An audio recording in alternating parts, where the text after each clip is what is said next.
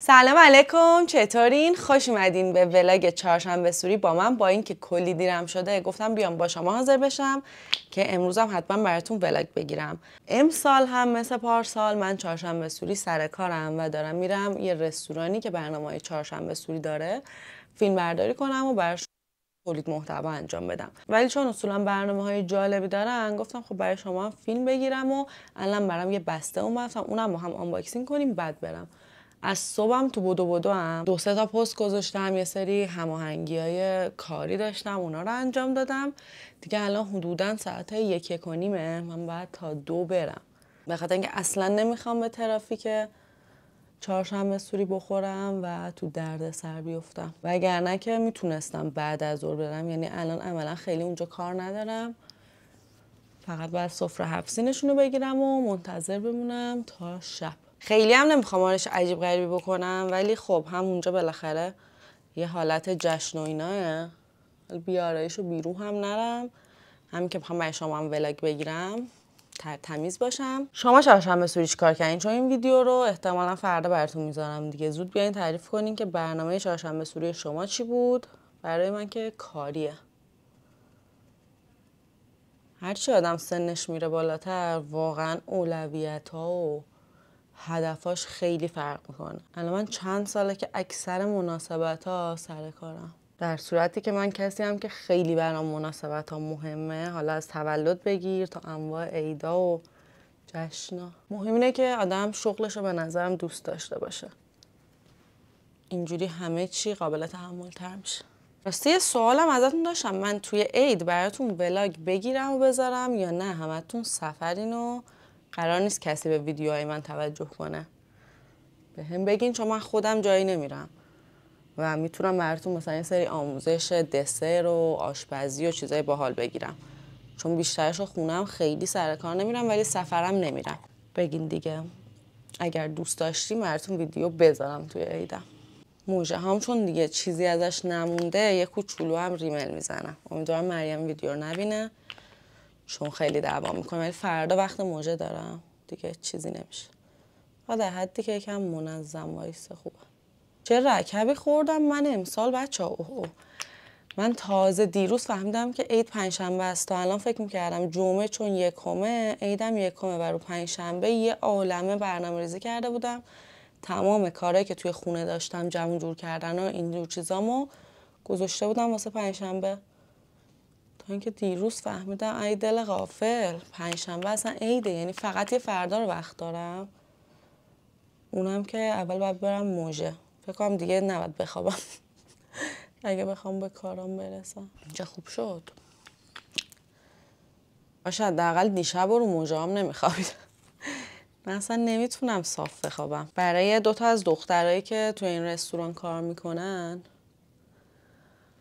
عیدی هم میخوام ببرم 2 تا دستبند سنگ که خودم قبلا درست کردم که خوشحالشون کنم دم عیدی، چون واقعا تو رستورانا خیلی فشار هست این روزای قبل از عید و چهارشنبه سوری و اینا. خوشگذرونیش برای مشتری هست ولی واقعا پرسنل گناه دارن.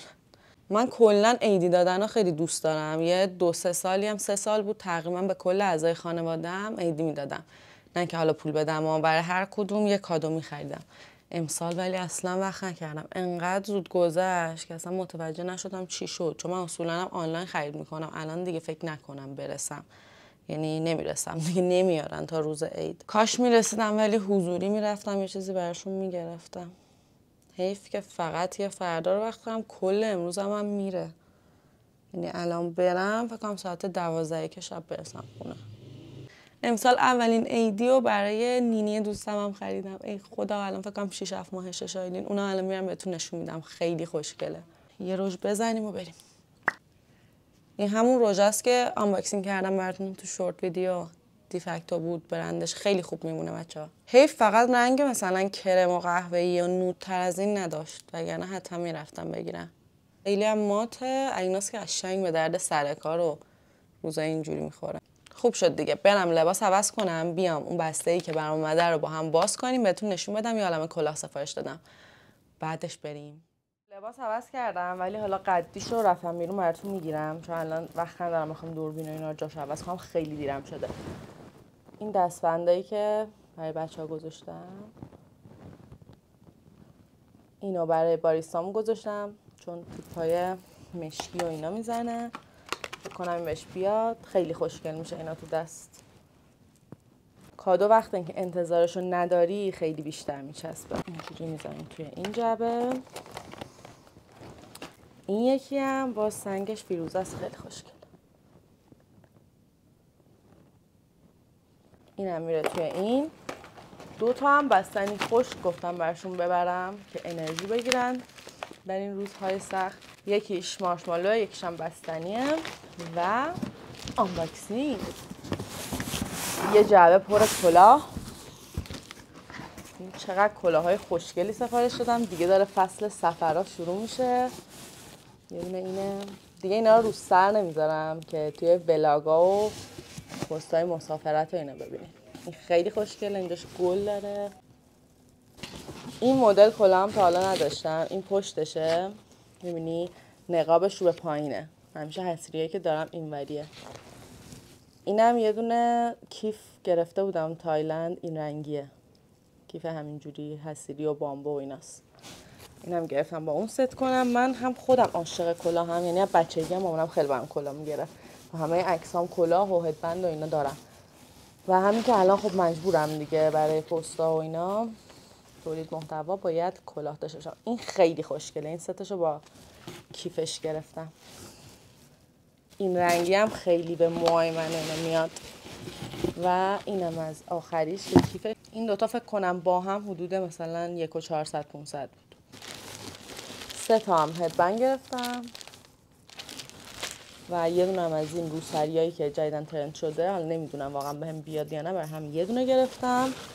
یه دونه هم دستکش مشکی و همین. بذار ایدی اون نینی دوستم بهتون نشون بدم بریم. اینم واسه شایلین گرفتم. خدایا خیلی گوگولیه. بعد کوله است، فکر کن فنقلی اینم داشته باشه، یه کوچولو بزرگترش مثلا بندازه دوشش. خیلی ذوق کردم براش. بعد جادارم هست، گفتم الانم میتونه مامانش مثلا وسایل بچه‌ها یه چیزای ریز میخواد با خودش بیاره بیرون، بندازه تو این بیاره. خیلی خودم دوستش داشتم. این که خیلی دیرم شد.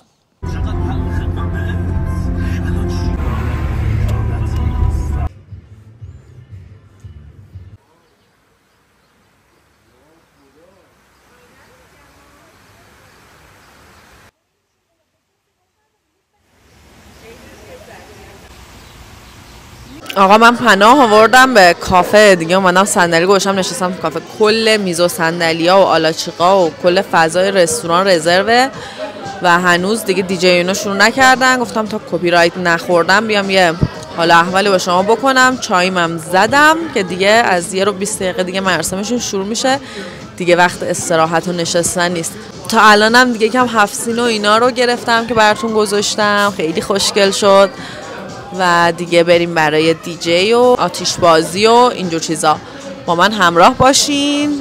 میخوایم امشب اون چالش ها بگین بچه ها. آرینا با 2 تا موهیتو اولی که زده، ببینیم آخر شب چه شکلی میشه. بفتره